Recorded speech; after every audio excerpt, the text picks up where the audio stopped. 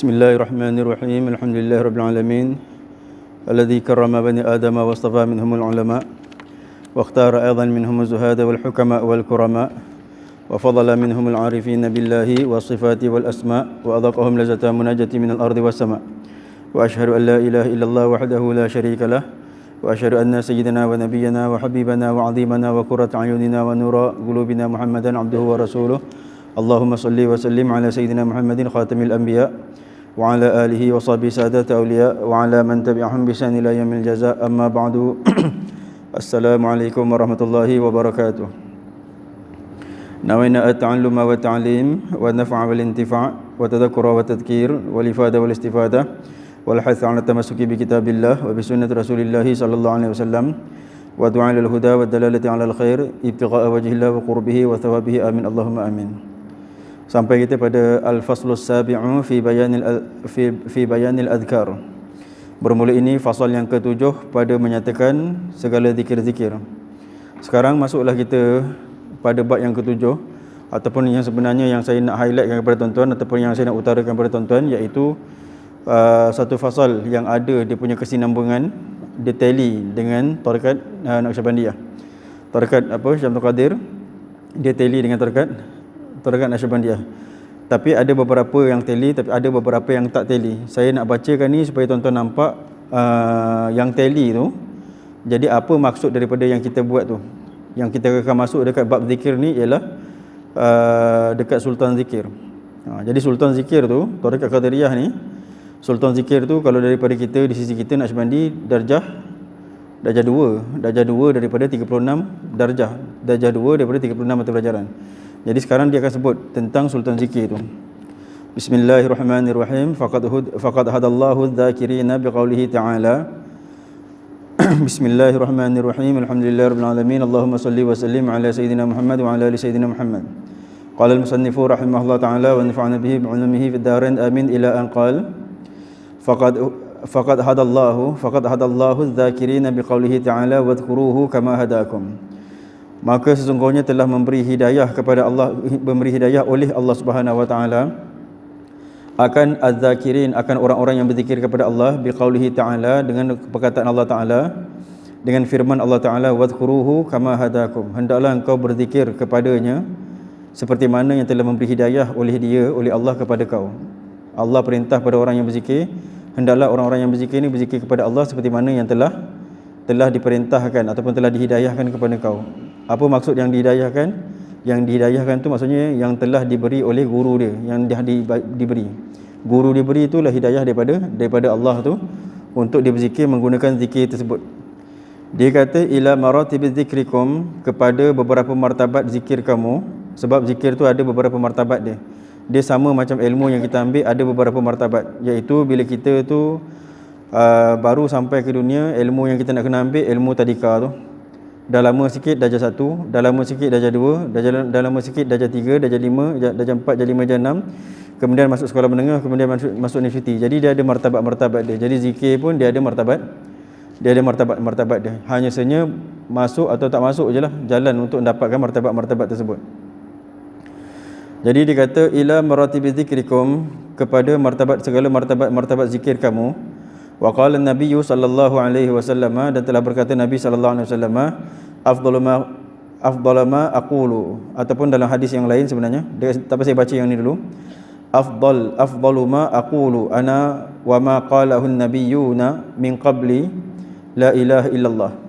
Kata Nabi, afdalu ma aqulu, bermula sebaik-baik perkataan, bermula yang terlebih afdal barang, aqulu yang aku katakan, ana yang aku sendiri kata, wa ma qalahu an-nabiyyuna min qabli, dan barang yang telah berkata olehnya, yang telah berkata akannya oleh segala nabi-nabi sebelum daripada aku, itulah la ilaha illallah. Maksudnya perkataan yang paling baik pernah kami katakan, aku dan nabi-nabi sebelum semuanya la ilaha illallah. Maksudnya perkataan yang paling baik itu adalah zikir. Kalau dalam hadis yang lain bunyi dia macam ni, afdalu ma qultu ana wan nabiyyuna min qabli. Dekat sini afdalu ma aqulu kan, dia pakai mudhari'. Tapi kalau dalam hadis yang lain afdalu ma qultu ana wan nabiyyuna ana wan nabiyyuna. Dekat sini ana wa ma qalahu an-nabiyyuna. Kalau yang hadis yang lain, afdhalu ma qultu ana wan nabiyyuna min qabli la ilaha illallah. Lagi hadis tu sambung panjang lagi ya. La ilaha illallah wahdahu la syarikalah lahul mulku wa lahul hamdu yuhyi wa yumiit wa huwa ala kulli syai'in qadir. Dia la ilaha illallah tu sebenarnya dah cukup dah. Tapi tafsir maksud tafsil daripada la ilaha illallah tu la syarikalah lahul mulku wa lahul hamdu yuhyi, itu tafsil dia lah. Tafsil yang terkandung dalam la ilaha illallah. Falikulli maqamin martabatun khassah. Maka tiap-tiap maqam itu ada martabat yang khas. Tiap-tiap maqam itu ada martabat yang khas. Imma jahran au khafiyatan. Imma jahran sama ada zikir yang yang khas pada satu-satu martabat tu, sama ada zikir tu zikir jahran, zikir kuat, au khafiyah, ataupun zikir tersembunyi. Khafiyah tu tersembunyi ya. Kenapa dia cakap tersembunyi? Sebab tersembunyi itu terlebih umum. Kalau kita kata zikir sir, mungkin sir itu kita sebut Allah, Allah macam tu dengan perlahan. Tapi kalau khafiyah ni umum. Sebab apa umum? Tuan-tuan tengok dekat situ. Ada yang zikir dalam hati, ada yang zikir dalam roh, ada yang zikir dalam sir, ada yang zikir dalam khafi, ada yang zikir dalam akhfal khafi. Itu semua adalah latifah-latifah yang berada dalam zikir 11. Tengok ya, dia kata fal awwalu hadahum ila dzikril lisan. Maka pertama-tama sekali hadahum, telah memberi hidayah oleh Allah Ta'ala akan mereka itu ila dzikril lisan, kepada zikir menggunakan lidah, zikir lisan. Itulah yang kita sebut la ilaha illallah dengan lidah, ataupun kita sebut subhanallah, subhanallah, ataupun kita sebut ya Allahu, ya Allah, ataupun kita sebut ya qaharu, ya qahar, ataupun kita sebut ya wahhabu, ya wahhab. Itu semua zikir lisan. Thumma ila dzikrin nafas, kemudian kepada zikir nafas. Okay, zikir nafas ni ialah pada segala pergerakan kita. Ini sekejap lagi akan disyarahkan, cuma saya nak sebut dekat sini sikit. Inilah yang saya katakan ada beberapa perkara yang sama Tarekat Qadiriyah Syekh Abdul Qadir Jalani dengan Tarekat Naqsyabandiyah Syekh Baharuddin Naqsyabandi. Yang sama ni ialah dia ada lataif. Yang tak samanya ialah kedudukan zikir itu. Kalau zikir Naqsyabandi tak ada zikir lisan. Dia terus mula dengan zikir khafi. Lepas tu musyahadah dia bukan musyahadah kita tak terletak dekat sini. Musyahadah kita atas selepas muraqabah. Nanti dekat sini ada perbezaan dia sikit je lah. Cuma yang lainnya daripada lataif sama. Okay, sekarang dia kata bermula dengan zikir lisan, kemudian zikir nafas. Kalau kita zikir nafas dekat mana? Zatul bukan. Zikir nafas dekat yang tu nafi sifat. Zikir nafas selepas masuk muraqabah ni. Selepas masuk muraqabah Zatul Sorfi. Lepas masuk ke muraqabah Zatul Sorfi, baru kita masuk zikir nafas, zikir rohani, naurani, zikir nafas. Tu lagi akan datanglah insya-Allah. Tu mata pelajaran yang keberapa dah tu, saya rasa mata pelajaran yang keberapa dah 12 ke saya rasa. Macam itulah lebih kurang.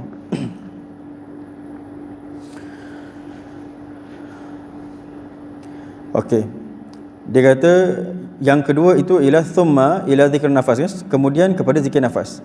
Thumma ila zikri qalbi, kemudian kepada zikir qalbi. Zikir qalbi itu ialah latifatul qalbi. Latifatul qalbi itu ialah latifatul rabbaniyah. Latifatul rabbaniyah itu ialah sanubari. Dekat mana dia? Dua jari di bawah susu sebelah kiri. Dua jari di bawah susu sebelah kiri. Thumma ila zikri ruh, kemudian pula kepada zikir roh. Zikir roh ni lah yang dipanggil dalam Tarekat Naqsyabandiyah ialah latifatul ruhi. Latifatul ruhi dekat mana? Dua jari di bawah susu sebelah kanan. Thumma ila zikri sir, kemudian kepada zikir sir. Zikir sir itu dekat mana? Dua jari di atas susu sebelah kiri. Thumma ila zikr khafi, kemudian kepada zikir khafi, iaitu latifatul khafi. Latifatul khafi kat mana? Dua jari di atas susu sebelah kanan. Thumma ila zikri akhfal khafi, akhfa, iaitu dekat mana? Dekat ulu hati. Situ. Okey, sampai dekat sini je di sisi Tarekat Qadiriyah. Kalau di sisi Naqsyabandiyah kita ada apa lagi? Latifatu nafsun natiqah, dan kita ada latifatu kulli jasad. Tu tambah kita. Ini je yang tak sama dengan kita. Okey, kemudian fa amma dzikrul lisan Adapun zikir lisan, faka'annahu bidzalika yuzakkirul qalba ma nasiya min zikrillah ta'ala.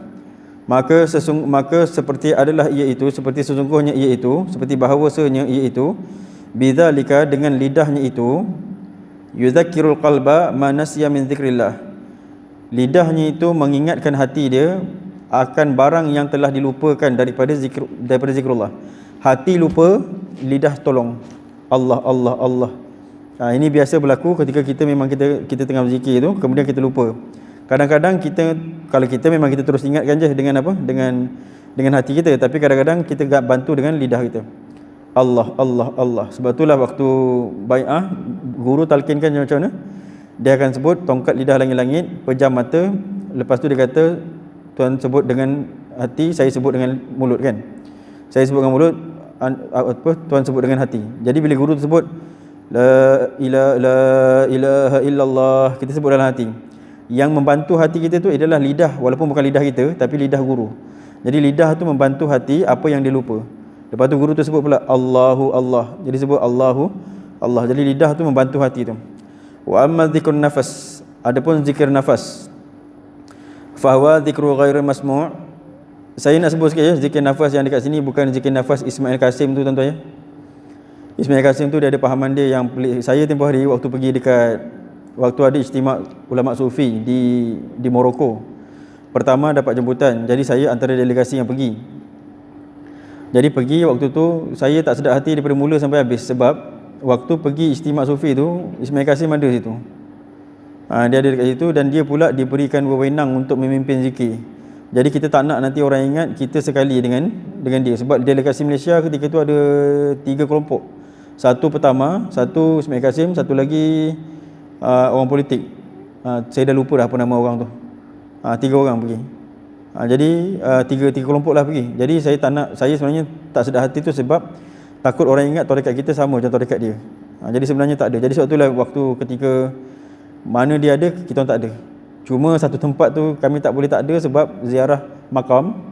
Lepas tu sampai dekat satu halaqah maghrib, di antara maghrib dengan isyak kalau tak salah saya, buat zikir. Jadi disuruh semua setiap syekh bacalah zikir apa yang dia nak baca sikit-sikit lah. Jadi salah seorang yang memimpin wakil Malaysia pula tu Ismail Kasim. Jadi zikir nafas dekat sini bukan zikir dia. Tonton kalau tengok, tonton boleh tengok ukur ceramah dia. Macam mana dia cakap pasal sahabat, macam mana dia rendahkan sahabat. Tonton boleh tengoklah macam tu.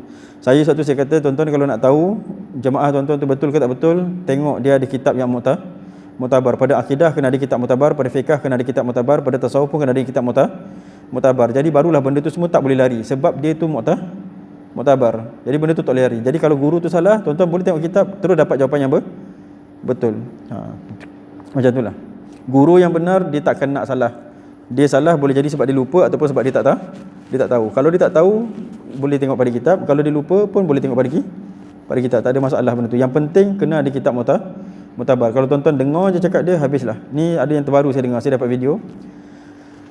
Itu pun nama sama juga, Tarekat Naqsyabandi Khalidi. Dia pun cakap dalam video tu, dia kata beberapa orang sebenarnya orang-orang ni, dia kata orang-orang wali ni, dia kata berada di alam lahud, dia kata berada di alam lahud walaupun badan dia tu berada di dunia. Mungkin saya tak dengar dia video tu pendek je. Cuma yang saya nak sebut dekat sini ialah dia mungkin pakai hadis yang Nabi sebut, innalillahi tabaraka wa ta'ala ibadan abdanuhum fid dunya wa qulubuhum tahtal arash. Allah kata sesungguhnya bagi Allah tu ada beberapa hamba, abdanuhum fid dunya, badan mereka tu dekat dunia, wa qulubuhum tahtal arash, hati mereka tu di bawah arash. Mungkin dia ikut hadis tu. Cuma dia kata roh kita ni dekat alam lahud. Suka saya nak sebut tuan-tuan ya.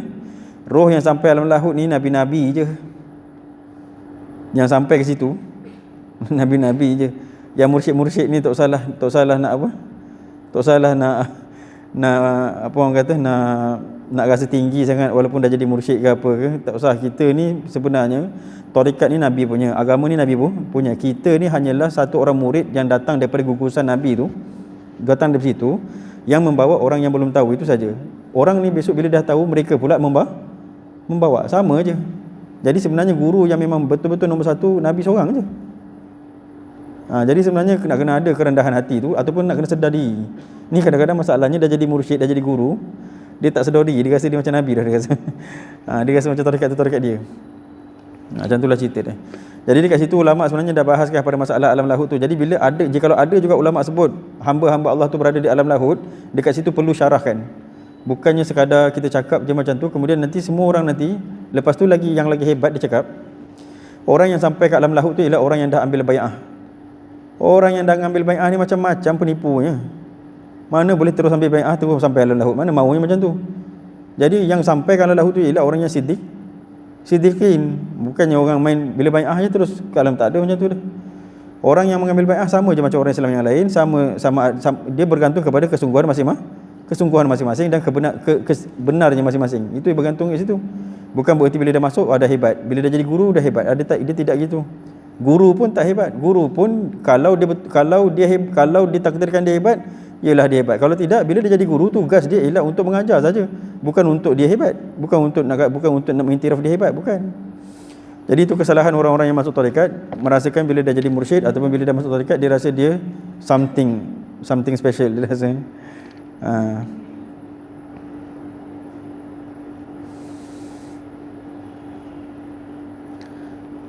Wa amma dzikrun nafas fa huwa dzikrun ghair masmu' bil huruf wal aswat ataupun was saut. Dekat tuan-tuan wal aswat ke was saut? Was saut. Dekat sini dia kata adapun zikir nafas itu fa huwa dzikru ghair masmu'in, iaitu zikir yang tidak didengarkan. Kalau zikir lisan dia dengar, kita sebut dengan lidah Allah Allah Allah, dia dengar. Zikir nafas dia tidak didengar dan dia itu bukan bil huruf was saut, bukan daripada huruf, bukan daripada gabungan huruf ataupun bukan daripada lantunan suara. Bal masmu'un bil his wal harakah fil batin, tetapi dia itu didengarkan dengan his, dengan apa, dengan hawas. Maksudnya dia itu didengarkan dengan panca indera, wal harakat, dan juga pergerakan fil batin, pergerakan dalam batin manusia tu. Jadi zikir itu dapat didengar tapi dengan menggunakan hawas yang dalam. Maksudnya macam yang biasa setiap murid dia mula-mula masuk ni, mula-mula tuan-tuan ingin menjadi orang yang benar, tuan-tuan akan mencari semuanya, tuan-tuan akan mencari Allah pada setiap ketika. Jadi menjadi kebiasaan bagi setiap murid, dan dia kena bersabar, dan dia bersabar, maksud saya ni bersabar daripada bersabar daripada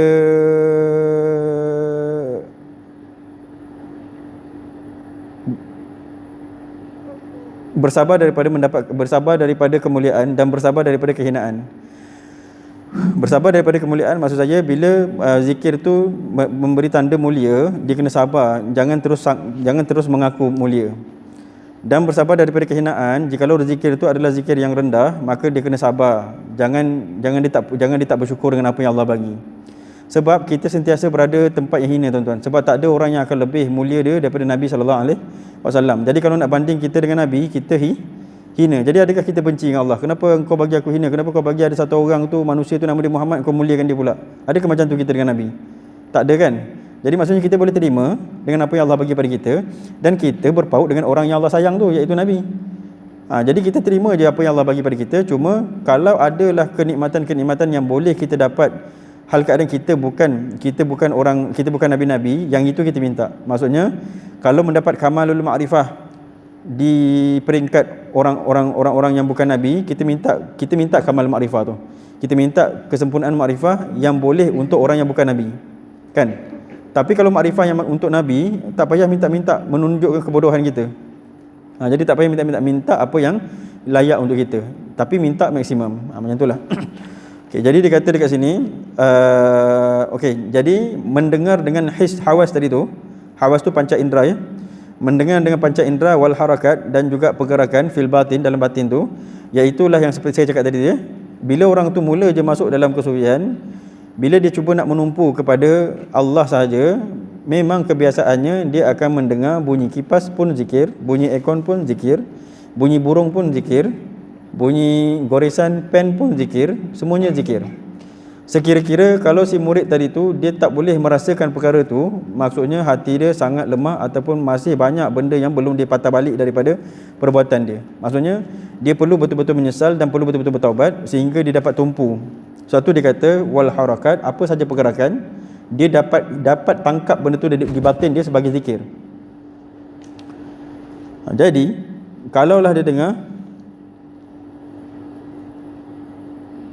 hidup ini penuh percobaan, perlu kekuatan hati,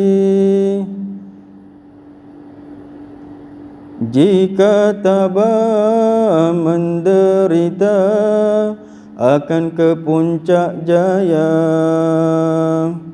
Jangan salahkan takdir ilahi, malang yang menimpa diri. Apa sambung ni?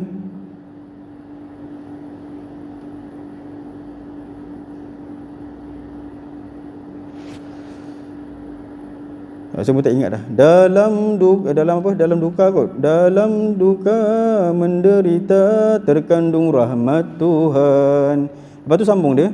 Dulu macam mana dia kata?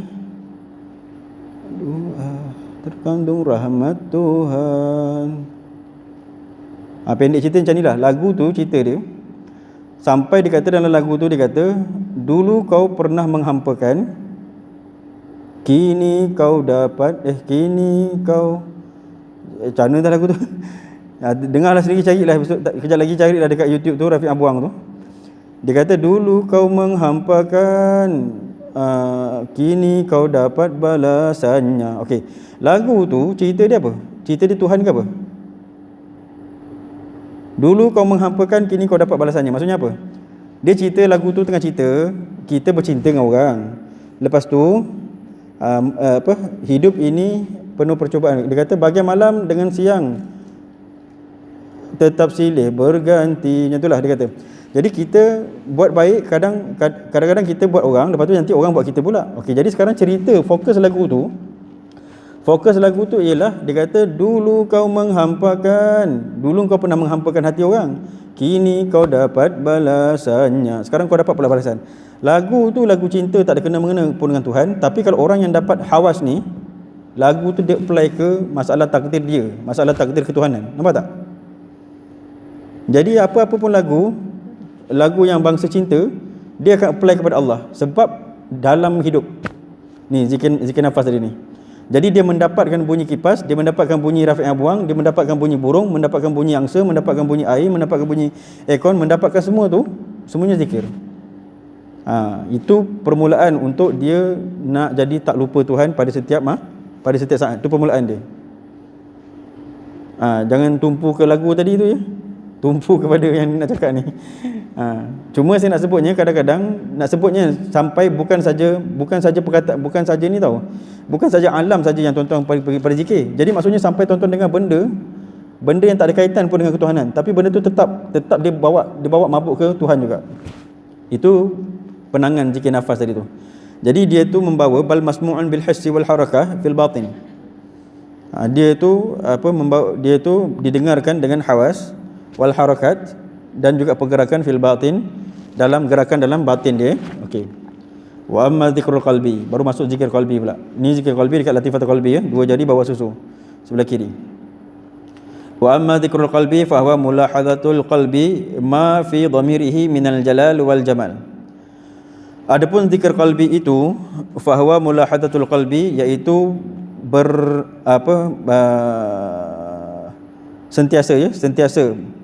sentiasa bergelombang hati itu, zikir itu sentiasa ma fi dhamirihi min jalal, zikir yang berada dalam dhamirnya, dalam hati dia itu, minal jalal wal jamal, daripada kemuliaan ataupun keagungan Allah Taala, wal jamal, daripada kecantikan Allah Taala.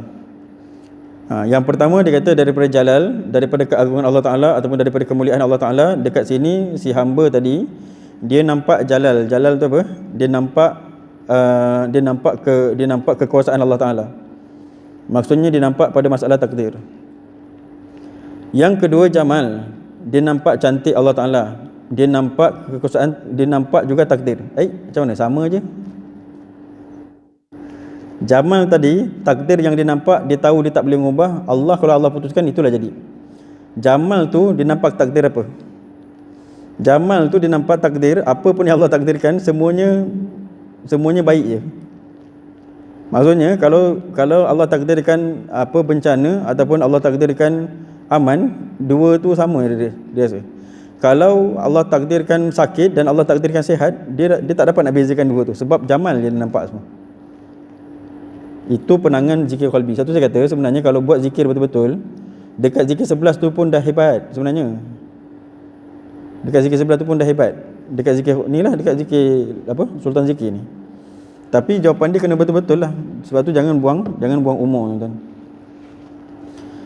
Okey, wa amma natijatu zikrir ruh, adapun natijah pada zikir ruh, natijah ni maksudnya bukan pendapatan, apa? Hasil daripada zikir ruh tadi tu. Fahuwa musyahadatul anwar tajalliyatus sifat. Dia kata itulah pembukaan dia mendapat musyahadah anwar, segala nur, tajalliyat, tajalli apa? Tajalli sifat. Tajalli sifat, tuan-tuan boleh kembali kepada kitab Durun Nafis. Tak boleh buka sini dia, panjang sangat. Tajalli sifat tu dia nampak segala sifat Allah Taala. Wa amma dzikr sir. Roh tadi ni ya, sebelah kanan, dua jari sebelah kanan, dua jari di bawah susu sebelah kanan.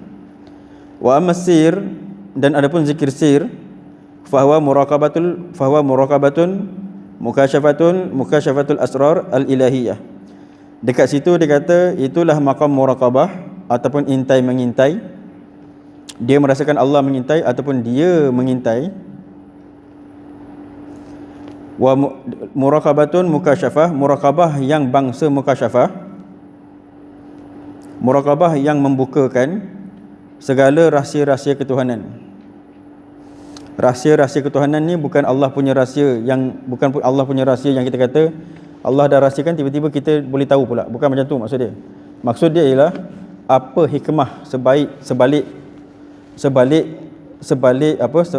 kejadian yang bangsa ilahi tu. Maksudnya kalau bahasa yang ringkas, apa hikmah di sebalik takdir tu.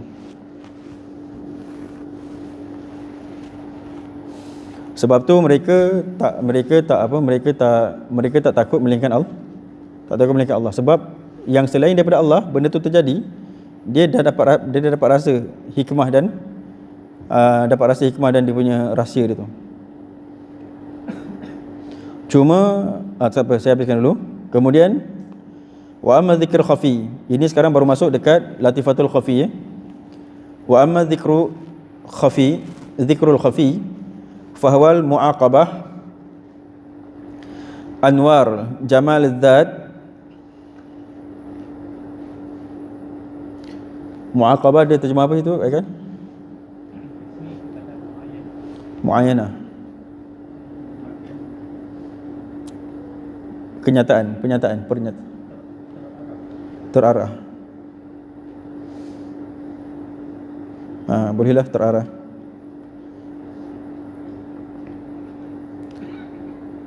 Dia kata fahwa muaqabatul anwar. Kalau dekat tuan-tuan dia tulis muayyanah ya. Muayyanatul anwar jamal dzat al ahadiyah fi maq'adi sidqin. Dia kata zikir khafi ini ialah membawa dekat tuan-tuan tadi tulis terarah ataupun membawa ataupun menyatakan segala cahaya-cahaya jamal zat, cahaya-cahaya kecantikan zat al ahadiyah yang maha esa fi maq'adi sidqin, pada tempat duduk yang benar. Pada tempat duduk yang benar ni maksudnya pada makam yang ketuhanan lah, pada makam ketuhanan Allah Ta'ala tu. Kalau tuan-tuan perasan dekat sini semua dipakai perkataan anwar ya. Sebab apa pakai perkataan anwar? Itu je perkataan yang sehabis-habis mulia untuk nak menunjukkan tajalliyat. Sebab kalau tuan-tuan cakap angin, bau wangi, dia tak tinggi. Tapi kalau cahaya, kita kalah. Kalau bau, kita boleh mencari-cari bau. Tapi kalau cahaya tu sangat kuat, boleh pandang tak? Jawapan dia tak boleh pandang. Sebab itulah kebanyakan ulama sebut cahaya. Sebab cahaya tu je kesudahan istilah yang boleh kita nak menunjukkan keagungan Allah. Itu sebabnya dalam muraqabah ataupun dalam zikir dia kata bayangkan cahaya. Bila kita nak tembak hati kita tu, nak pukul dengan deras, kita kata pukul tu ialah cahaya ataupun petir. Sebab kalau murid tu tadi dia tak ikut cakap guru tadi, dia tak nak bayangkan cahaya, ataupun dia tak nak bayangkan guru dia tak nak rapat dengan guru dia, kesudahan nanti dia nampak Allah duduk atas kursi. Bila dia nampak Allah duduk atas kursi, dia kata inilah Allah. Kalau dia intikad macam tu, boleh jadi murtad. Saya kecil-kecil dulu pernah bayang macam tu. Sebab kebetulan dulu rumah saya tu dekat frame tu kebetulan zaman sekarang ni dah kena potong dah pokok tu memang dekat depan, memang macam ada istana macam tu, dia pokok macam brokoli, macam pokok hutan brokoli tu kan, macam tu. Jadi nampak daripada jauh tu nampak macam tu. Jadi bila kita sembahyang pula, kebetulan kiblat ke situ pula. Jadi memang terbayang macam tu. Cuma waktu tu kecil-kecil tak ada apa-apa lah kan. Jadi nak sebutnya Allah dia bukan begitu. Jadi kalau kita tidak memindahkan bayang, kita akan dibawakan bayang yang sesat. Sebab tu kita pindahkan bayang. Jangan bayangkan Allah, bayangkan guru ataupun bayangkan cahaya. Sebab kalau tak bayangkan tu, besok memang iblis bawa bayangan Tuhan. Dia kata inilah Tuhan. Kita pun nampak hebat Tuhan. Itu sebabnya kita bayangkan orang yang membawa kita kepada Tuhan, iaitu guru, iaitu Nabi, iaitu Syekh Bahauddin. Macam itulah. Jadi sebab itulah dekat sini disebutkan cahaya supaya tak kita membayangkan Allah. Wa amma zikrul akhfal khafi. Ini yang terlebih akhfa tu terlebih khafi daripada khafi. Maksudnya terlebih sembunyi daripada zikir yang sembunyi tadi. Zikir khafi yang atas tadi tu, wa amma zikrul khafi, yang zikir khafi yang atas itu dah zikir sembunyi dah. Zikir khafi yang tersembunyi. Ada lagi wa amma zikrul akhfal khafi, iaitu zikir yang terlebih sembunyi daripada zikir sembunyi tadi. Fa huwa an-nadhru ila haqiqatil haqq al-yaqin. Dia kata iaitu melihat, iaitu penglihatan, iaitu pernyataan kepada hakikat hakul yaqin. Dia kata hakikat al-haq. Bila disebut hakikat al-haq ni bukan zat Allah ya. Maksudnya hakikat ma'rifah al-haq yang yakin. Wala yattali' alaihi ghairullah ta'ala, dan tiada yang menilik pada zikir tersebut melainkan Allah Subhanahu wa ta'ala. Kama qala Allah tabaraka wa ta'ala, fa innahu ya'lamus sirra wa akhfa. Seperti mana yang Allah sendiri memberitahu dalam firman-Nya, fa innahu ya'lamu, sesungguhnya Allah itulah yang mengetahui as-sirra wa akhfa, yang berada di dalam sir dan yang berada di dalam ketersembunyian. Wadzalika ablagh kulli awalim wa anha kulli maqasid. Dan itulah kesudahan setiap alam, dan itulah kesudahan setiap maksud. I'lam anna thammata ruhan akhar. Dia kata hendaklah ketahui oleh kau anna thammata, bahawa di sana itu ruhan akhar, satu roh yang lain. Wa huwa altafu minal arwahi kulliha, iaitu dia sangat halus, lebih halus lagi daripada arwahi kulliha, daripada semua roh sekaliannya. Wa huwa tiful ma'ani, iaitulah yang dinamakan tiful ma'ani, bayi maknawi. Ini yang tempoh hari kita dah sebut dah. Jadi yang disebut mula-mula tempoh hari tu sebenarnya benda tu bukan kecil, benda besar tu tiful ma'ani tu. Wa huwa latifatun da'iyatun, dia itu adalah satu latifah da'iyah yang menyeru bihadhil atwar, dengan ini segala perkara, segala bab ini, ilallah tabaraka wa ta'ala. Dia itulah yang menyeru segala bab tadi, ataupun segala bahagian tadi, ataupun segala perkara yang kami sebut ni tadi, ilallah ta'ala. Jadi dia tu yang bawa zikir qalbi itu ke mana? Dia tu yang bawa zikir lisan tu ke mana? Dia tu yang bawa zikir nafas tu ke mana? Dia tu yang bawa zikir sir, zikir khafi, tu semua tu ke mana? Itu yang dia bawa. Wa qalu, dan telah berkata sekalian mereka itu, orang ulama sufi, hadhihi ruh la takunu likulli wahidin bal hiya lil khawas. Okey, kata setengah ulama, kebanyakan ulama mengatakan roh tiful ma'ani ni dia bukan bagi semua orang, dia kata. Maksudnya bukan bagi semua orang yang ambil bai'ah tu dapat. Sebab ada juga ulama yang mengatakan siapa yang ambil bai'ah dapat. Maksudnya bila bai'ah, sebab apa biasanya orang ambil bai'ah dapat? Jawapan dia sebab ketika ambil bai'ah memutuskan daripada kelakuan Sebelum, jadi ketika kita ambil bai'ah tu, kita dah taubat daripada segala dosa dah taubat daripada segala kelakuan kita sebelum. Jadi bila orang tu ambil bai'ah, itu sebabnya putus yang lain. Bila putus yang lain, ketika tu dia dapat tiful ma'ani. Tapi tak semestinya semua. Sebab ada juga yang mengambil bai'ah tapi mungkin dia tak rasa. Ketika ambil tu, dia ingat ambil bai'ah tu macam ambil ijazah hadis. Dia ingat ambil bai'ah tu macam ambil ijazah hizib bahar. Dia ingat bai'ah tu macam ambil ijazah sanad Quran. Dia ingat ambil sanad zikir. Jadi itu sebabnya tak jadi. Yang jadi itu sebab yang kita bai'ah tu sebenarnya perjanjian roh. Kita berjanji dengan Allah, kita berjanji dengan guru tu untuk mengikut acuan menjadi hamba Allah. Menjadi hamba Allah. Jadi kan guru cakap apa dia cakap? Aku seru akan dikau kan. Wahai roh sekian-sekian. Wahai roh Azizul Wahyu, dia kata aku seru akan dikau, marilah menjadi hamba Allah yang sejati. Jadi sebutan tu, mari menjadi hamba Allah yang sejati itu, roh tu dipanggil, roh tu diseru, roh tu diajak. Kita lah sebenarnya, kita tu diajak untuk apa? Untuk meninggal, untuk menuju satu jalan benar, meninggalkan kesalahan yang dulu. Itu yang menyebabkan jadi itu. Sebab dia dah nekat itu, diputuskan dah. Itu yang jadi. Jadi dia kata, jadi setengah ulama mengatakan, kenapa setengah ulama mengatakan roh tu jadi bila bai'ah? Sebab memang ada yang jadi waktu bai'ah tu. Jadi kebanyakan orang ambil bai'ah mesti dapat roh tiful ma'ani. Tapi dia kata waqalu hadhihi roh la takun li kulli wahidin. Tapi setengah ulama mengatakan tak juga, sebab mereka ada pengalaman murid-murid yang ambil bai'ah tapi tak masuk dalam bai'ah tu. Jadi dia kata hadhihi roh la takun li kulli wahidin. Roh ni tiful ma'ani ni tidak jadi pun pada setiap satu orang yang masuk jalan tu. Bal hiya lil khawas, tetapi dia itu bagi orang-orang yang khawas. Khawas ni maksudnya orang yang betul-betul. Khawas ni maksudnya khas. Khas ni maksudnya dia dah betul-betul, mesti dia betul-betul sidik baru boleh jadi khawas. Kalau tak sidik tak boleh jadi khawas. Khawas ni maksudnya memang dah dia punya perempuan tu dah betul dah. Itu satu je, tak ada lagi yang lain. Yang lain memang tak boleh masuk. Ni orang yang boleh jadi khawas ni orang yang kebal pendirian dia. Dan dia pun tak boleh jadi kebal melainkan dengan benar. Dia pun tidak boleh diiktirafkan sebagai benar melainkan benar akidah, benar fikih, benar tasawuf. Baru boleh dinamakan dia tu sebagai apa? Benar, baru dia boleh jadi khawas. Kama qala Allah tabaraka wa taala yulqir ruha min amrihi ala man yasha min ibadihi. Jadi ulama-ulama yang mengatakan tiful ma'ani ni khas bergantung mengikut ayat Quran ni. Ayat Quran ni kata yulqir ruha.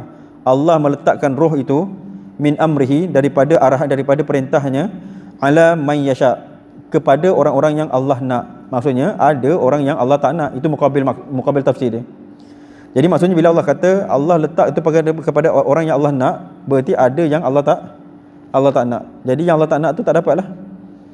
Jadi min amrihi man yasha min ibadihi, daripada segala hamba-hambanya.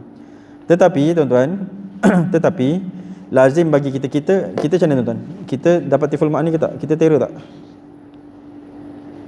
Jawapan dia kita semua ahli maksiat. Jadi kalau kita tak dapat benda tu, apa jawapan, apa kita punya tugas? Tugas kita minta. Tugas kita minta supaya aku dapat jadi hamba kau yang sebenar. Sebab sekarang aku tak jadi hamba kau yang sebenar. Sekejap aku jadi hamba kau, sekejap aku jadi hamba dunia. Sekejap aku jadi hamba kau, sekejap aku jadi hamba kemegahan. Sekejap aku jadi hamba kau, sekejap aku bertukar-tukar. Jadi cakap kepada Allah, aku nak jadi hamba kau, jadikan aku hamba kau sebenar. Jadi tugas kita ialah minta. Bukannya kita Allah tak pilih aku, biar je lah. Dia bukan macam tu. Allah tak pilih, kita minta. Boleh Daniel? Boleh?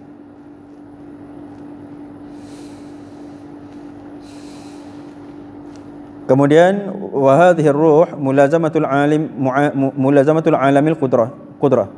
Dia kata roh ini dia tu berlazim-laziman dengan alam qudrah. Alam qudrah sebenarnya takdir ya. Dia sebenarnya tuan-tuan yang menyebabkan seseorang tu boleh jadi hamba sebenarnya sebab kefahaman dia tentang takdir. Sebab kefahaman tentang takdir tu mewarisi dua perkara. Yang pertama memandang Tuhan tu sangat besar. Yang kedua memandang kita ni sangat hamba yang memang tak boleh buat apa-apa. Itu sebabnya dekat kudrat tu, dekat takdir tu menjadikan seseorang tu memang betul-betul hamba. Sebab itulah ketika dia dapat sakit ke dia dapat sihat, pada dia sama je sebab takdir. Kenapa dia boleh rehat? Kenapa dia boleh tenang? Jawapan dia sebab sangat faham dia kepada takdir. Sangat faham ni maksudnya jangan pula dia tahu berserah pada takdir langsung tak usaha jadi pemalas. Bukan macam tu. Sangat faham ni dia faham takdir tapi dia berusaha. Jadi maksudnya dia tahu Allah jadikan, dia tahu aku jadi jatuh maksiat ni, dia tahu memang Allah yang kehendaki, tapi dia minta kalau jangan jadikan aku ahli maksiat, jangan jadikan aku ahli maksiat. Dan kita pun usaha. Jadi maksudnya kalau tak nak jadi ahli maksiat, kurang-kurangkan berkawan dengan orang-orang yang membawa kita kepada maksiat. Sebab berkawan tu menarik. Berkawan tu menarik. Kurang-kurangkan. Kalau dunia tu datang daripada percakapan, kurangkan percakapan. Kalau dunia tu datang daripada penglihatan, mungkin sebab kita tengok showroom sana ke showroom sini, jadi kita pun macam berkenan kan, jadi macam itulah. Jadi kurangkan penglihatan.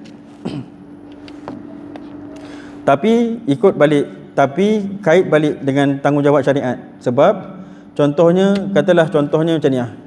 Contohnya kita sultan, katakan kita sultan, kita pun ada guru, kita pun ada guru khas kita pun dah bai'ah, kita pun dah dapat pengajaran ilmu tarekat, kita pun dah suluk, kita pun dah faham cara untuk nak menuju pada Allah. Lepas tu kita pun dah dapat rasa sentuhan bila kurang dunia. Dah dapat sentuhan kurang dunia. Jadi kita pun kita pun tak pergi showroom sana, tak pergi showroom sini untuk tengok. Mungkin orang, kalau sultan apa kemegahan dia? Mungkin senjata, mungkin tema bagi tentera, mungkin harta. Dia pergi showroom kereta ke, ataupun showroom persenjataan, showroom senjata lah, peluru-peluru ke apa ke. Okey, sekarang dia rasa macam kalau aku beli ni sebab buat pameran, macam membazir pula dia kata kan. Memang dia rasa macam tu, tapi dia kena beli ke tak kena beli? Dia kena beli. Ketika dia beli tu, dia beli dengan nafsu dia ke dia beli dengan apa? Dia beli dengan tanggungjawab. Maksudnya dia beli tu sebab dia tak nak beli dah, sebab hati dia dah tak nak. Tapi dia beli juga sebab syariat suruh beli. Sebab apa syariat suruh beli? Syariat suruh berada dalam keadaan megah. Maksudnya bila dia sultan tak boleh tunduk-tunduk, tuan-tuan. Sultan, askar, polis, guard kedai emas tak boleh tunduk-tunduk, tak boleh. Tunduk, silalah masuk, tak boleh. Dia memang kena buat nak apa? Dia kena macam tu. Sebab dia itu kerja dia. Jadi nak kena tahu, sombong ni ada tempat dia wajib, ada tempat dia haram. Jadi kalau macam kita yang tak ada apa-apa hal, sombong haram. Tapi kalau dia tu ketua negara, dia perlu sombong. Sebab rakyat dia tak tahu, entah rakyat dia taat, entah rakyat dia pembelut. Jadi sebab tu bila dia jadi ketua, dia kena sombong. Jadi sekarang ketika dia membeli barang-barang untuk menunjukkan kesombongan dia tu, dia beli tu sebab syariat dah. Dah bukan dah sebab hati. Tapi perbuatan beli tu sama tak? Waktu dia tengok showroom, weh, geramnya peluru ni, geramnya kereta kebal, geramnya, semua dia geram. Dia beli juga. Sekarang dia beli, aku tak nak. Tapi dia beli juga. Perbuatan beli tu sama tak? Sama je. Beli, dua-dua beli. Tapi kali ni beli dengan tak nak beli. Hati tu nak kepada Allah. Yang pertama tadi beli sebab geram. Tengok banyak sangat jenis peluru ke, banyak sangat jenis tema ketenteraan ke, macam itulah. Jadi dia tahu untuk mengurangkan dunia, kurangkan mata dia tengok showroom tu, tapi dia tetap beli sebab perintah syariat. Jadi tuan-tuan boleh kiaskan untuk tuan-tuan sendiri, yang tuan-tuan yang jadi ketua masyarakat ke, kok jadi datuk ke, jadi tan sri ke, ataupun yang tuan-tuan yang conquer bisnes ke mana-mana satu tempat, jangan kurangkan bisnes. Sebab kalau tuan-tuan kurangkan bisnes, kesudahannya orang kafir yang conquer bisnes. Jadi benda tu nak kena faham. Saya ulang banyak kali ni sebab saya takut bila tuan-tuan masuk benda ni, saya takut tuan-tuan keliru. Satu saya ulang banyak kali. Cuma bila kita buat tu ada bercampur dalam hati istighfar pada ketika itu juga. Bila dah buat, sebenarnya nak buat untuk Allah, tiba-tiba waktu tengah buat tu mengecap nafsu pula. Jadi mengecap nafsu tu, astaghfirullahalazim, cakap dekat Allah, aku hamba kau yang lemah, ampunilah aku, tunjukkanlah aku jalan yang benar. Macam tu cara dia tuan-tuan. Bukannya pergi buang-buang dunia semua, kemudian orang kafir ambil. Kita sebenarnya dalam jenayah yang besar, sebab kita menyerahkan segala kuasa yang sebenarnya orang Islam dah pegang, kita bagi pada orang kafir. Jelas ke saya cakap tadi tu? Pasal sultan tadi jelas tak? Jelas kan? Saya rasa jelas, senang. Yang itu tuan-tuan boleh dapatkan dalam kitab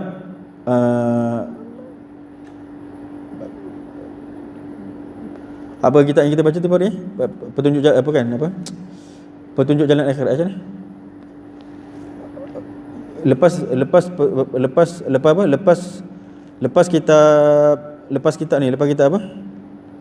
Lepas kita petunjuk jalan tarekat, kita apa kita baca? Petunjuk hidup bahagia. Penuntun hidup bahagia. Penuntun hidup bahagia. Tengok kat situ. Penuntun hidup bahagia. Bacalah yang tu, satu malam pun boleh habis tu. Baca je satu malam, tuan-tuan akan nampak benda yang kita cerita ni.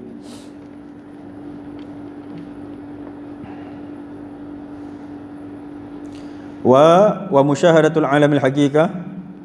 Dia kata dan itu adalah tiful ma'ani, itu ialah musyahadah alam hakikat. La taltafit ila ghairillahi ta'ala qat.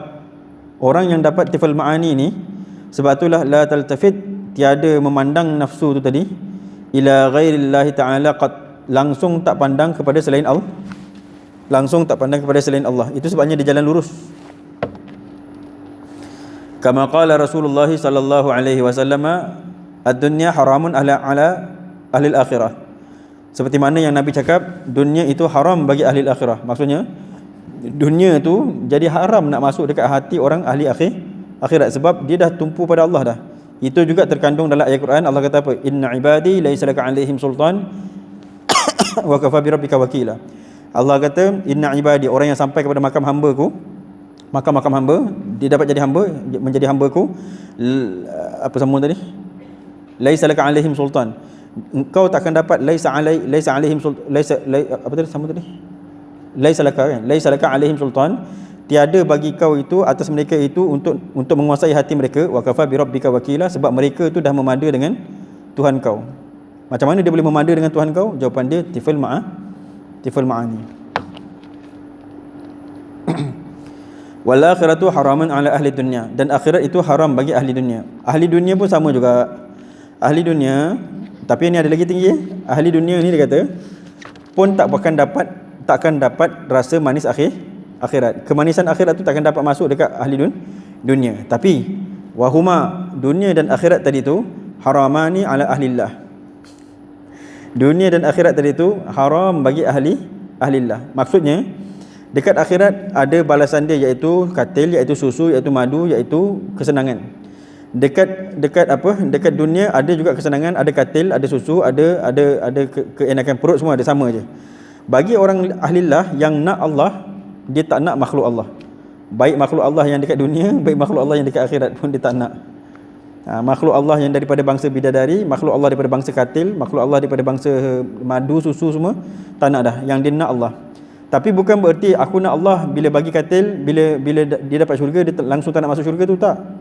Dia ambil je, cuma dia yang paling dia nak ialah Allah. Yang dia nak ialah Allah. Jadi inilah yang kita doakan, mudah-mudahan Allah jadikanlah aku, mintakan jadikanlah aku orang yang nak kau. Janganlah jadikan aku untuk orang yang nak makhluk kau. Jadi kalau kita nak makhluk Allah, kita mungkin nak syurga. Allah pun kita tak nak. Maksudnya sebenarnya kita pandang apa dekat Allah, sebab tak nak Allah. Nampak tak? Wa tariqul wusul ila Allah Ta'ala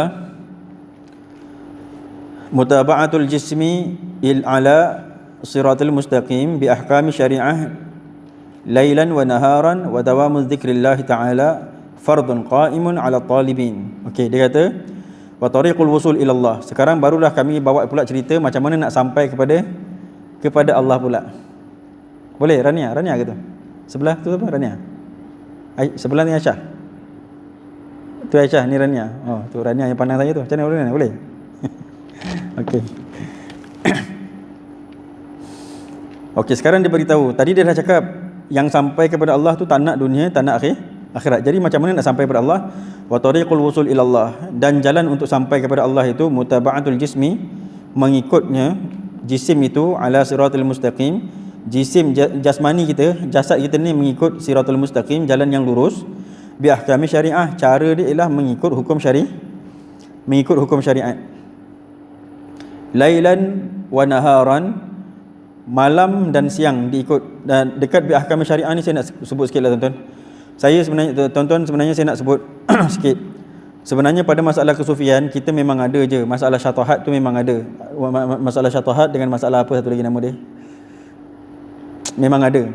Tapi kekuatan seseorang itu ataupun nasihat ulama-ulama wali-wali besar, nasihat wali-wali besar, semuanya mereka mengatakan jauhkan diri daripada syatahat. Cuma bila syatahat tu berlaku daripada orang-orang yang diiktibarkan oleh syariat, contohnya berlaku oleh Syekh Abu Yazid Al-Bustami, berlaku pada orang-orang ulama, yang itu kita kata syatahat. Jangan jadikan syatahat tu sebagai simbol, ataupun jangan jadikan syatahat tu sebagai satu betullah simbol ataupun ikon ahli sufi. Sufi mesti syatahat. Salah.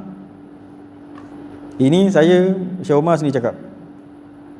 Sebab kekuatan orang tu ialah Kekuatan tu ialah dekat menanggung. Kekuatan tu ialah ikon Nabi. Nabi itu menanggung apa? Menanggung makrifah yang tinggi dan menanggung syariat yang sempurna. Faham tak? Jadi sebenar-benar orang sufi ialah dia akan tak ada syatuhat. Sebenar-benar dia takkan ada syatuhat. Melainkan kalau ada juga kadang-kadang tak tertanggung, itu saja. Jadi kalau yang murid-murid yang nak ngikut sufi, jangan cenderung kepada syatuhat tadi tu. Kalau cenderung kepada syatuhat, sebenarnya kita tak ngikut jalan Nabi. Kita tak ngikut jalan guru kita sebenarnya. Jadi sebab tu perlu mendapatkan guru yang firm pada masalah tu, supaya dia kenal dekat mana tempat syatuhat, dekat mana tempat agama sebenarnya, ataupun sufi sebenarnya kat mana. Syatuhat ni tempat dia kat mana? Adakah syatuhat tu adalah ikon, ataupun syatuhat tu adalah benda perkara mendatang ke dalam kesufian? Jawapan dia apa?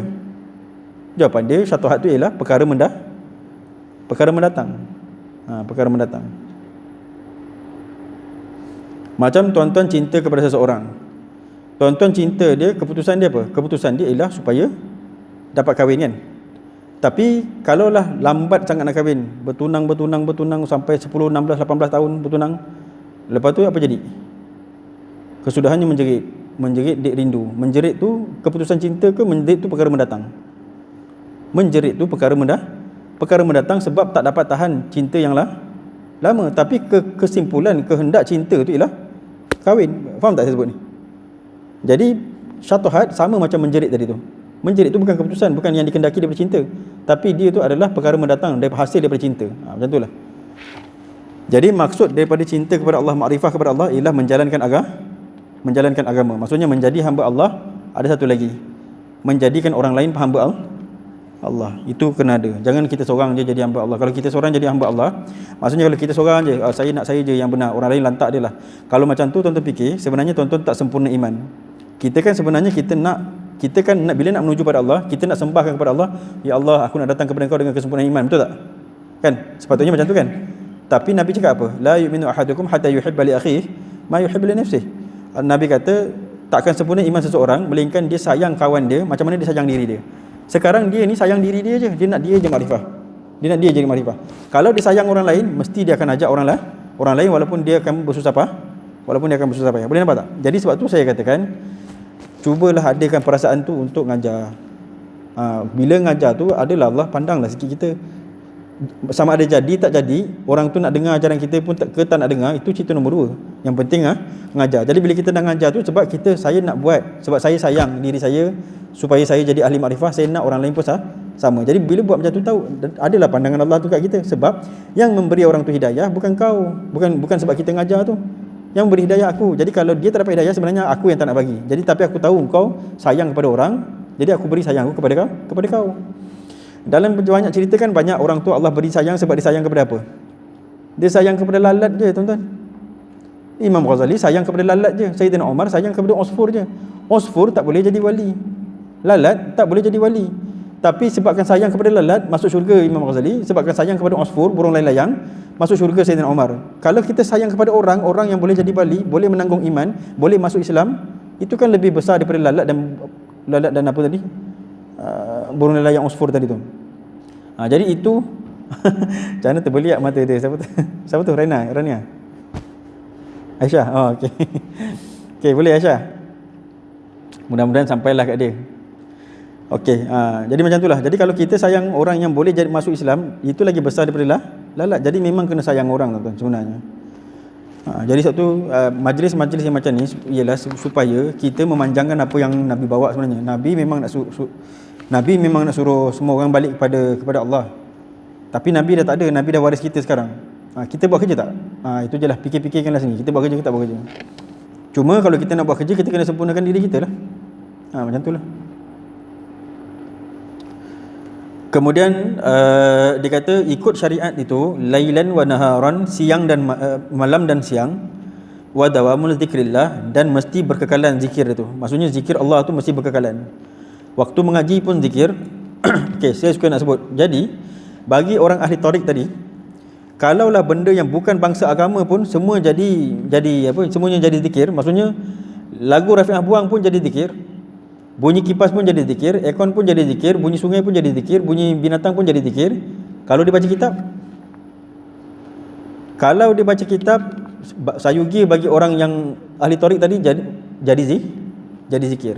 Jadi menunjukkan kalau orang yang baca kitab tetapi bertambah sombong, sebenarnya agama yang didapat daripada kitab tu tak jadi zikir. Itu sebabnya kata orang sufi, siapa yang berzikir dia akan bertambah ilmu dia. Sebab ilmu yang dibaca tu akan sampai kepada maksud. Jadi sebab itulah benda yang luar daripada agama pun dia boleh jadikan agama. Jadi kalau benda tu memang betul-betul agama, lagi dia boleh jadikan agama. Satu kitab yang dibaca tu akan jadi zikir. Dipandang pun dia dah nampak seolah-olah macam dia bercakap dengan musannif ni. Macam musannif tu tengah cakap dengan dia, tengah bagi tahu dekat dia. Dia dapatkan rasa benda tu. Dia kata wa dawamu zikrullah taala, apa yang jadi tu dawam zikrullah tu fardun qaimun, itu adalah satu kefarduan yang berdiri atas batang tubuh dia. Ala talibina, atas orang-orang yang menuntut Allah, orang yang menuntut jalan akhirat ni, orang yang menuntut Allah. Kama qala Allah tabaraka wa taala, alladzina yadhkuruna Allah qiyaman wa qu'udan wa ala junubihim wa yatafakkarun. Jadi Allah mana syahid dia, mana bukti dia? Bukti dia ialah Allah sendiri cakap memang ada hamba-hamba yang macam tu. Siapa orang tu? Walladzina yadhkuruna Allah, mereka yadhkuruna Allah, orang-orang yang berzikir sekalian mereka itu mengingat Allah, qiyaman berdiri, wa qu'udan duduk, berdiri pun berzikir, duduk pun berzikir, wa ala junubihim dan tidur pun berzikir, wa yatafakkarun dan mereka tu sentiasa muraqabah. Tafakkarun tu bertafakkur, tafakkur tu ialah muraqabah. Okey, sekarang tuan-tuan tengok zikir berdiri. Dikata zikir berdiri. Sekarang zikir berdiri yang maksud dalam Quran ni ialah apa? Ialah tuan-tuan buat apa-apa pun sambil goreng, tuan-tuan masak restoran atau bukan restoran lah, tak payah. Tuan-tuan masak kat rumah aja pun. Masak kat rumah senang zikir. Masak kat rumah sebab kita buat kepada suami. Kalau kita buat kepada suami, kita buat persembahan kepada suami ataupun kita buat tanggungjawab kepada suami, dia memang mendatangkan zikir sebab apa? Sebab memang agama suruh. Okey, yang nampak agama macam tak berapa nampak yang agama suruh, walaupun ia juga agama suruh, iaitu kita buka restoran. Kita buka restoran Allah suruh kita berniaga, betul tak? Bukan Allah suruh berniaga, maksudnya Allah suruh kita berusaha supaya usaha tu dapat menegakkan tulang belakang kita, supaya usaha tu dapat makanan masuk dalam perut, penuhkan perut, supaya tegak tulang belakang dan supaya menyembah Allah. Boleh nampak? Jadi bila usaha tu untuk menyembah Allah, usaha tadi tu Allah suruh tak? Maksudnya Allah suruh, maksudnya dapat pahala, dapat ibadah. Cuma oleh kerana usaha tu yang kita masak-masak tadi tu, kan dia mendatangkan keuntungan juga, untungan dunia. Kita pun fikir, oh kalau dapat untung macam ni, aku nak buat pesta musangking. Kalau dapat duit macam ni, aku nak buat pesta lobster. Kalau duit macam ni, aku nak beli itu, aku nak beli itu ini. Nampak tak? Jadi ketika dia masak, campur tak benda dunia? Campur benda dunia. Jadi yang dikendaki dekat ayat ni supaya dunia tu tak campur. Betul, dia nak buat lobster ke, dia nak buat apa ke, tapi benda tu kesudahan dia mesti kepada agama. Jadi ketika dia buat, zikir tu mesti berjalan. Sekarang macam mana nak latih benda tu? Jawapan dia itulah ada zikir berdiri. Satu lagi contoh, pergi perang. Pergi perang kan tuan-tuan, kita ada Zatul Riqa', kita ada Syaidatul Khauf, kita ada satu lagi saya pun dah sebanyak kali dah saya lupa. Cara sembahyang untuk perang ni. Apa? Ingat tak? Zatul Riqa'. Saya pun dah ingat dah. Dia tiga cara. Hari tu ada seorang yang ingat kan? Saya pun ingat. Siapa ingat? 3 cara sembahyang perang. Satu Zatul Riqa', satu lagi saya dah lupa, satu lagi Syaidatul Khauf. Syaidatul Khauf ni yang berperang sambil yang sembahyang sambil berperang. Tonton Allahu Akbar, terus jalan. Sambil berjalan, sambil Alhamdulillahirabbil alamin arrahmanir rahim, sambil potong-potong orang. Sambil pukul orang tu Alhamdulillahirabbil alamin. Sekarang cuba tuan-tuan fikir, boleh ke tak boleh? Cuba saya bagi contoh satulah. Tuan-tuan cuba bergaduh dengan orang sambil baca Fatihah. Boleh ke tak boleh? Bergaduh dengan orang, tarik rambut, tarik apa semua, sepak terajang. Cuba baca Fatihah. Boleh ke tak boleh? Saya senang nak cakap, orang yang nak pindah saf tu pun tak boleh baca Fatihah. Bayangkanlah, nak pindah saf tu ke depan, nak pindah saf kan, sebenarnya senang je baca Fatihah sambil jalan, boleh je. Tapi bayangkanlah, nak jalan satu langkah tu pun bila dia langkah, terdiam Fatihah dia. Lepas dah berhenti baru baca Fatihah, lepas tu jalan semua terdiam Fatihah dia. Itu pun susah. Jadi sebab itulah ulama sufi buat zikir berdiri, zikir menari tu. Jadi bila dah biasa zikir sambil berdiri, sebab itulah waktu perang pun boleh berzikir. Jadi sah sembahyang dia ketika perang tadi tu. Nampak tak? Jadi setiap benda tu ada latihan dia. Kita yang tak tahu, lepas tu tak masuk ilmu tarik, tak masuk. Kita usul fikir masuk, usul hadis masuk, usul tafsir masuk, usul tasawuf. Jadi bila tak masuk usul tasawuf tu yang mengatakan tasawuf sesat itu, sesat ini. Sebenarnya dia ada usul dia. Lepas tu dia ada kaedah dia. Dia ada tonggak dia. Dia ada imad dia, dia ada amud dia. Dia ada tiang-tiang dia.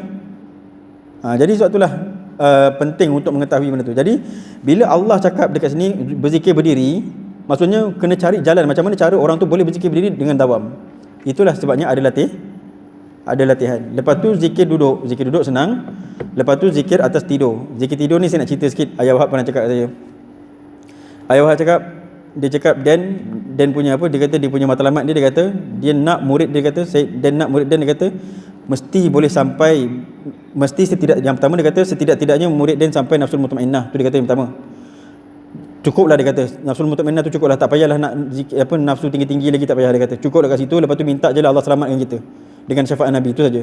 Lepas tu dan dengan rahmat Allah. Lepas tu dia kata yang kedua, dia nak sekurang-kurangnya murid dia mesti pernah sekali pun cukuplah dia kata, tidur dalam berzikir.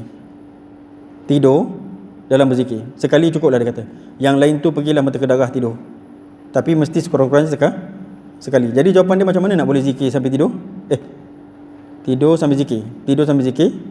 Zikir sambil tidur banyak. Khutbah sambil tidur boleh, apa semua. Zikir sambil tidur banyak. Tidur sambil zikir tu. Tidur sambil zikir tu boleh ke tak boleh? Jadi jawapan dia perlu latihan. Macam mana nak jadi macam tu? Jawapan dia senang je. Jawapan dia banyak-banyakkan zikir. Itu sebabnya ulama sufi zikir 70,000 tu tuan-tuan tak banyak. 70,000 tu tak banyak. Cuma 70,000 tu sekurang-kurang. Kalau tak boleh 70,000 pun tak boleh, maksudnya hati tu memang lemah sangat lah. Maksudnya banyak sangat dunia dalam. 70,000 tu tak banyak. 5 jam je duduk terus, 5 jam, subuh sampai zuhur habis. Cubalah buat macam tu. Kalau tak boleh buat macam tu, maksudnya memang dalam tu bergelombang. Memang sangat perlukan pertunjukan daripada guru. Okay. Jadi tidur, wa yatafakkarun, dan murakabah, berfikir. Maksudnya berfikir ni banyak masuk tuan-tuan ya. Berfikir ni, murakabah ni yang pertama sekali mesti nak di murakabah ataupun tafakur diri sendiri. Maksudnya pintu pertama untuk seseorang mukasyafat yang pertama bagi murid mesti nampak diri sendiri. Satu dia kata kenal diri. Kenal diri tu, nampak diri sendiri tu nampak apa? Nampak kita ni ahli maksiat. Kalau sekira-kira dia kata aku dah tak ada dah maksiat, aku dah taubat 18 tahun dah, dia kata memang tak ada dah maksiat aku ni. Maksiat dia ialah mengaku tak ada maksiat. Kalaulah dia sekarang katalah dia dah dipimpin guru, dah sampai 18 tahun, 20 tahun dah dipimpin guru, dia pun tengok dah memang tak ada dah. Semenjak dipimpin terus tak ada maksiat. Jadi dia kata macam mana aku nak fikir tentang maksiat aku? Bila dia merasakan dia tak ada maksiat, itulah maksiat dia. Jadi sebab tu kita mesti rasakan kita bukan merasakan. Kita kena merasakan dan kita kena ngaku. Itu murakabah pertama sekali, tafakkur. Kemudian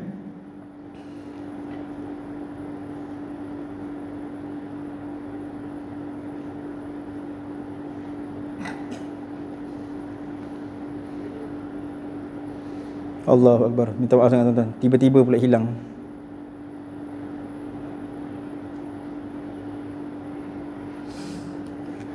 Ada dua sebenarnya, saya dah lupa dah pula.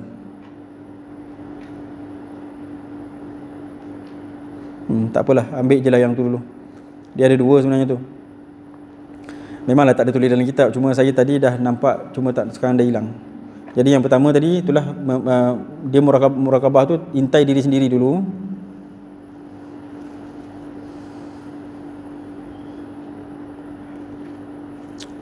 Ambil tu je lah dulu. Okey, ambil lah.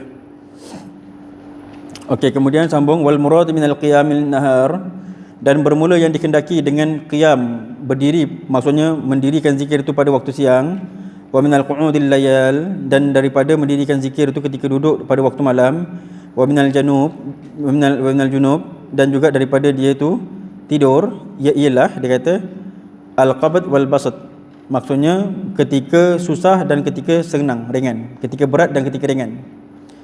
Was-sihah was-saqamah, dan ketika sakit dan ketika was-sihah dan ketika sihat, dan ketika saqamah dan ketika sakit. Wal ghani wal faqir, ketika kaya dan ketika miskin. Wal izz wal khuld, khuld ke apa tu? Tak ada. Jadi maksudnya macam ni kan, dia kata dan juga ketika mulia dan ketika ni ketika hina. Jadi maksudnya dia akan berzikir kepada Allah. Baru saya dapat. Inilah yang kedua. Yang kedua ialah bertafakur pada rahsia-rahsia takdir. Inilah dia benda yang bawah ni. Jadi dia akan sentiasa mengingat kepada Allah ketika dia berada dalam rahsia-rahsia takdir. Bila dia berada dalam rahsia-rahsia takdir, dia akan tenang walaupun dia dalam keadaan qabd ataupun basat. Maksudnya dia dalam keadaan sempit ataupun dalam keadaan ringan. Dan pada keadaan dia sihat pun sama, waktu keadaan dia sakit pun sama. Sebab yang dia sibuk ialah zikir, dia tak sibuk tentang sakit dia tu. Yang dia sibuk ialah zikir. Macam itulah. Kemudian ketika dia kaya dan juga ketika dia miskin, dan kemudian ketika dia mulia dan ketika dia jatuh. Macam itulah. Saya suka nak ingatkan sikit tuan-tuan ya pada masalah ni. Kemudian wama asbah dzalika, dan apa-apa barang yang menyerupai hal yang kami sebutkan tadi tu. Maksudnya di antara dua yang berlawanan, itulah maksud dia zikir siang dan malam. Dua yang berlawanan. Siang lawan malam, malam lawan siang kan. Jadi dua yang berlawanan, ketika itu dia steady je. Tu orang tu. Okey, pada masalah mulia dan hina ni, biasakan diri ataupun setkan diri itu bila tuan-tuan berada di roda. Hidup kan macam roda kan. Kejap kita senang, kejap kita susah. Kejap kita sihat, kejap kita sakit. Kejap kita maju, kejap kita bankrupt. Jadi ketika tengah bankrupt, seronok je. Ketika maju, jangan seronok. Ketika maju, standby. Ketika sihat, jangan. Ketika sakit, seronok je. Sebab sakit memang dapat banyak memang dapat banyak kelebihan. Tapi ketika sihat, jangan lupa diri. Maksudnya ketika sihat jangan seronok sangat. Standby untuk sakit. Sebab sakit itu pasti. Sebab apa sakit pasti? Sebab mati pasti. Kalau ada orang kata, boleh je mati tanpa sakit, betul. Tapi ghalibnya mesti sakit. Sebab Nabi pun Allah tarik, Allah bagi dia sakit dulu. Tak ada pun Nabi tu sesihat-sihat orang, tak ada pun Allah bagi dia mati, terus mati gitu, tak ada. Mesti sakit dulu. Jadi sakit tu memang sunnah. Jadi kalau dapat sakit, alhamdulillahi rabbil alamin, dapat tiru Nabi sekurang-kurangnya. Cumanya walaupun sakit tu tak sama. Jadi sakit tu kena okey tuan-tuan. Kena okey. Sihat tu yang kena hati-hati. Sebab sihat tu biasanya membawa lupa. Wallahu subhanahu wa ta'ala alam. 10:26 betul ke? 10:25. Saya ingat sampai kepada syarat ni sebab memang kaitan dia syarat zikir ni.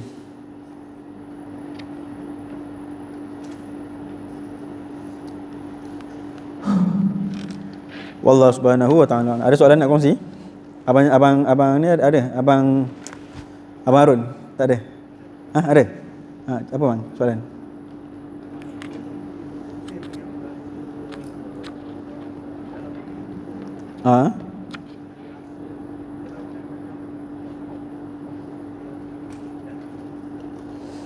Okey.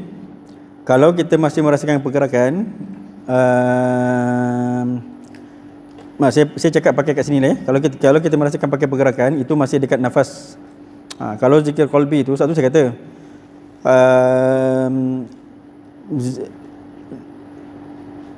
macam itulah jawapan dia macam ni. Kalau kita rasakan pergerakan dalam darah bergerak ke apa, itu masih berada dekat makam nafas. Kalau zikir qalbi ke atas, dia bukan zikir sir. Kalau zikir sir tu sebenarnya dia dah macam wukuf qalbi sebenarnya. Wukuf qalbi itu kalau dari sisi Naqsybandi lah, saya beri contoh. Dalam Naqsybandi kan kita ada zikir Ismuzad. Lepas tu kita ada zikir yang disebut dalam kitab ni tadi, iaitu zikir sir, zikir roh, zikir khafi, zikir akhfal khafi kan dia sebut. Okey, zikir ni tadi dia akan bertukar kepada satu zikir lain. Zikir satu lagi tu namanya wukuf qalbi. Wukuf qalbi tu sebenarnya dah bukan zikir. Jadi nak sebut dalam perasaan kita ni dia memang ada satu perubahan. Maksudnya mula-mula kita rasa macam detup, kita rasa macam tu. Peringkat yang lain dia dah tak bukan rasa macam tu. Jadi sebab itulah perkara tu pula pun tak boleh disebut, tak ada lidah, tak ada bahasa yang boleh menerangkan, dan tak ada lidah yang boleh yang boleh berusaha untuk bercakap perkara tu. Benda tu hanya boleh digambar, kalau nak digambarkan pun tak tepat. Sebab kalau nak digambarkan kita hanya boleh cakap rasa, sebenarnya pun tak macam tu. Macam itulah. Tapi kalau kita boleh rasa detup-detup dalam darah itu dah kira bagus juga. Cuma jangan duduk lama-lama sangat dekat situ sebab umur berjalan. Umur berjalan. Jadi kita kena latih zikir tu, kena selalu zikir sampai dia berubah. Ada lagi soalan? Ya, cerita tuan. Ya. Okey, tawajuh tu sebenarnya kalau yang saya bawa tu sebenarnya banyak longgarkan. Sebenarnya tawajuh tu kena duduk 2 jam. Kalau Syekh Umar memang paling sekejap pun 1 jam setengah. Okey. Jadi oleh kerana saya ringkaskan, banyak benda yang kita tak boleh buat dalam tawajuh tu. Sebenarnya dalam tawajuh tu setiap seorang mesti habiskan 5,000. Itu paling sikit lah, 5,000. Lepas tu tunggu isyarat daripada mursyid. Mursyid dia kena baca 7,000. Sebab lepas 5,000 mursyid akan pergi kepada setiap murid, dia akan doakan atas kepala tu. Lepas dia berdoa atas kepala, dia kena duduk balik dan dia kena buat lagi 2,000 mursyid. Lepas tu barulah masuk. Lepas tu sepatutnya kena diam lagi. Ketika diam tu murid kan selesai 5,000 kan. Selesai 5,000, ketika tu dia masuk mata pelajaran yang paling tinggi dia dapat. Maksudnya kalau dalam suluk dia dah pernah ambil wukuf qalbi, dia ambil lah wukuf qalbi tu, lepas 5,000 tu buat wukuf qalbi. Kalaulah lepas 5,000 tu kalaulah dalam suluk dia dah pernah dapat muraqabah zatul mutlaq, jadi dia kena buat lepas 5,000 tu muraqabah zatul mutlaq. Kalaulah dia pernah dapat muraqabah asmaul husna, muraqabah aulia, muraqabah sidratul muntaha, dia kena buat muraqabah apa yang dia dapat yang paling tinggi selepas 5,000 tu. Kalau dia dapat musyahadah, kena buat musyahadah ataupun kena buat tajalli selepas 5,000 tu. Boleh faham?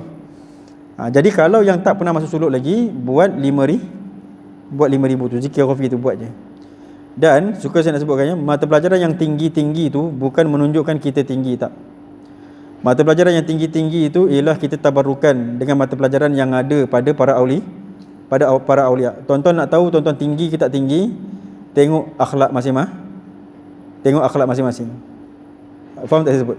Ini sebenarnya soalan ni ditanya saya waktu saya dengan Ustaz Ekal pergi ni tempoh hari. Pergi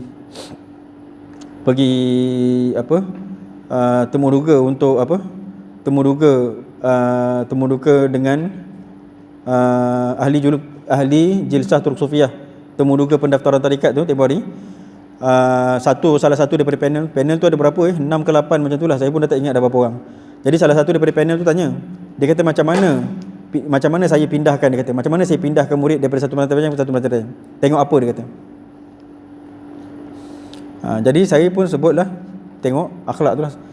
Sebab nak cakap pun susah sebenarnya, tapi kalau yang paling zahir ataupun yang paling mudah untuk kita gambarkan, jawapan dia tengok akhlak.